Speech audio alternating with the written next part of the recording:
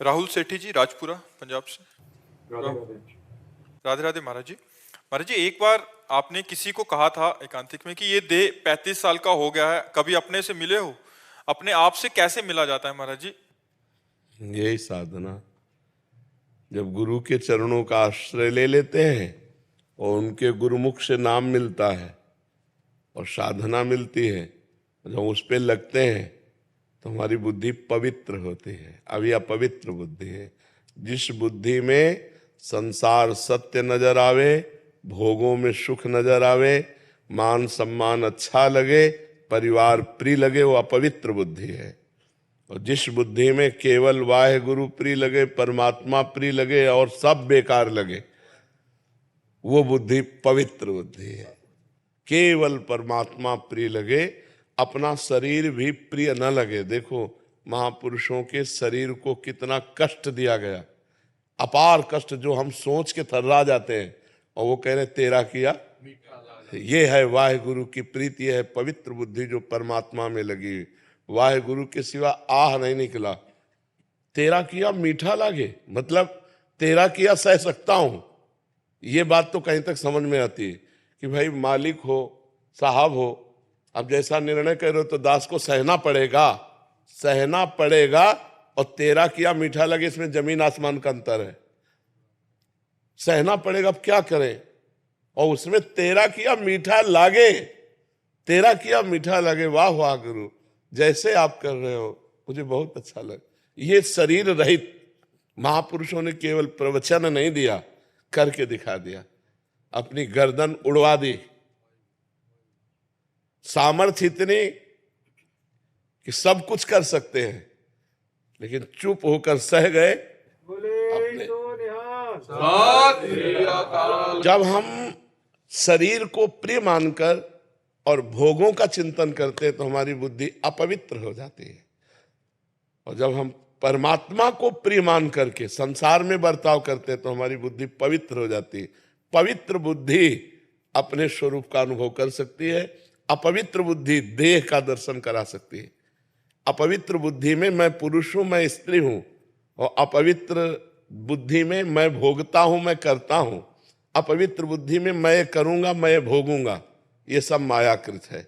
पवित्र बुद्धि में जो कराओगे वो होगा, जैसे रखोगे वैसे रहूंगा, आपके सिवा मेरा कोई नहीं।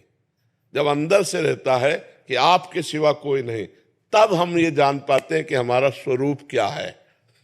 और स्वरूप में जो स्थित होता है वही देह की धज्जियां उड़ जाने पर भी आह नहीं बोल सकता। और जो स्वरूप में स्थित नहीं तो जरा सा काटे तो आह निकल आएगा। नहीं, मतलब गजब की निष्ठा, गजब की निष्ठा। तपते हुए तवे पे बैठाल दिया गया, ऊपर से जलती हुई बालू डाली जा रही है और विविध प्रकार के क्लेश दिए जा रहे हैं, लेकिन आह नहीं है। वही चेहरे पर मुस्कुराहट, वही वाहिगुरु का नाम, दूसरी कोई। तो ये है शरीर स्थिति से ऊपर उठे हुए स्वरूप में पहुंचे महापुरुष को। तो हमें चाहिए किसी समर्थ गुरु का पहले आश्रय ले, क्योंकि ये अपने मन से नहीं होता, ये गुरुमुख से होता है।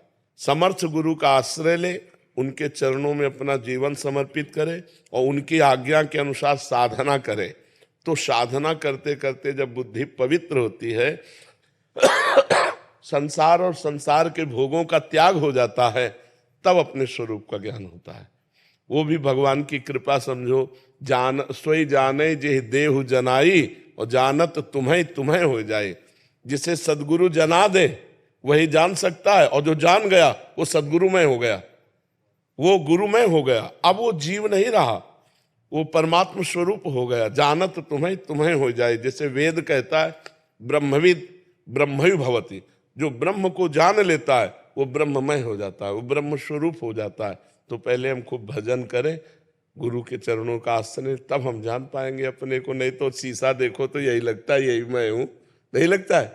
स्वरूप की तरफ तो नहीं जाता, यही लगता है मैं पुरुष हूं, यही ढांचा मेरा है, जबकि ये मायाकृत ढांचा है और मैं परमात्मा स्वरूप हूं और ये प्रकृति स्वरूप है। प्रकृति को परमात्मा मानना यही माया है। प्रकृति को इसी को तो हम आत्मा मान रहे हैं कि यही मैं हूं। नहीं, ये प्रकृति का एक यंत्र है और मैं इसका संचालन करने वाला हूं। और जो मैं है वही परमात्मा स्वरूप है।